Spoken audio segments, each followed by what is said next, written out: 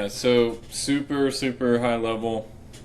Like we said, like one, let's just make sure your audience is cleaned up. Two, let's Yep. make sure we have a plan in place for what we want to accomplish in these months. Three, let's make sure your essentials now are in place because we need to be gathering that data yesterday. All And your essentials meaning, what do you mean by essentials? core flows, consistent campaigns, Yep. a mix of nurture and sales campaigns, all those kind of essentials. The forms are functioning properly.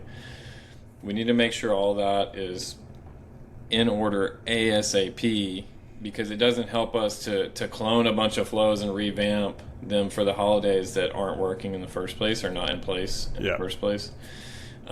So we need to make sure all the essentials are in a good place. And then we need to think about, you know, knowing the calendar, knowing our promos, knowing what we want to accomplish. One, are we going to do some lead gen now? And then two, are we also going to do any other micro tests to understand what our audience wants to hear in anticipation of the holidays?